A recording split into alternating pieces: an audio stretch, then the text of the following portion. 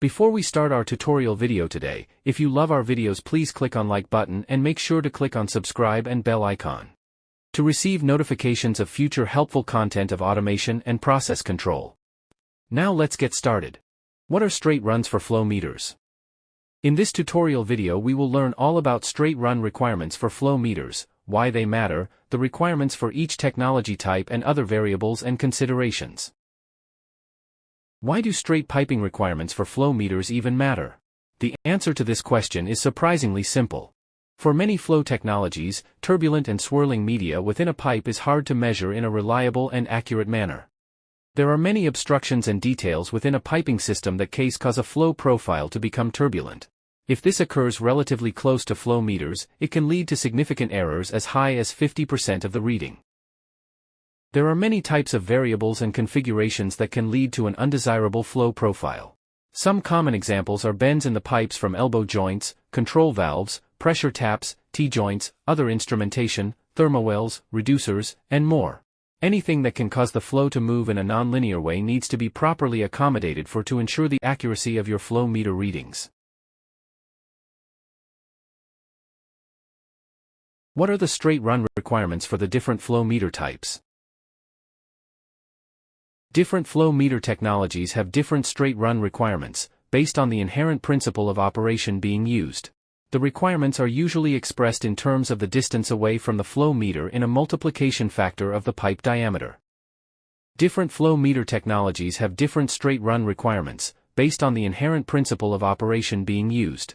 The requirements are usually expressed in terms of the distance away from the flow meter in a multiplication factor of the pipe diameter. While there are some general ballpark rules of thumb that can be used in reference to the straight run requirement for the flow meter technology type, each application may have its own special unique considerations that will need to be accounted for when choosing a flow meter. So let's see. What are the straight run requirements for magnetic flow meters? Usually, 5 times upstream and 3 times downstream straight run requirement. Minimal requirements compared to many other technology types. What are the straight run requirements for differential pressure orifice plate flow meters? Difficult to give a general range for DP flow meters. Helpful to use impulse lines on either side. Actual requirement depends on the type of upstream elements and the beta ratio. Beta ratio is defined as the diameter of the pipe orifice divided by the pipe diameter. For more details about beta ratio, you may refer to my related previous video, so I will leave the link for you in the description box below. What are the straight run requirements for vortex flow meters? The vortex flow meter has certain requirements for the upstream and downstream straight pipe sections of the installation point. Otherwise, it will affect the flow field of the medium in the pipeline and the measurement accuracy of the instrument. The requirements for the length of the upstream and downstream straight pipe sections of the instrument are as follows. Require a stable and symmetrical flow profile. Requirement depends on the obstruction. Usually, 30 times downstream of control valves. Usually, pressure taps must be 3 times to 4 times downstream. Any temperature elements must be 5 times to 6 times downstream. What are the straight run requirements for Coriolis mass flow meters? Generally, this type of flow meters do not have any straight run requirements and, operating principle is insensitive to disruptions in the flow profile.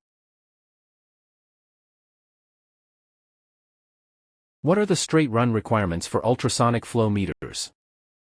Install upstream of any flow obstacles. Provide as much space between obstructions and the flow meter.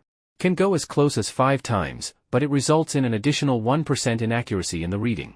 For example, some manufacturer requires 10 times upstream and downstream straight run requirement. What are the straight run requirements for thermal mass flow meters? In general and for insertion type 10 times upstream and 0 downstream is required. And 0 upstream and downstream for capillary type. Usually, 5 times upstream and downstream straight run requirement recommended. What are the straight run requirements for rotometer variable area flow meters? No straight run requirements necessary for this type. What are the straight run requirements for a turbine flow meter? Usually 10 times to 15 times upstream and 5 times downstream straight run requirements.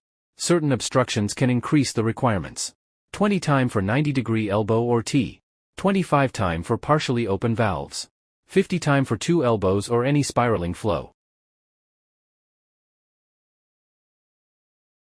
What are the straight run requirements for paddle wheel flow meters? Depends on the flow meter. Can be anywhere from no requirement to 20 times. What are the straight run requirements for positive displacement flow meters? No straight run requirements necessary for this type. Thank you so much for watching and have a nice day.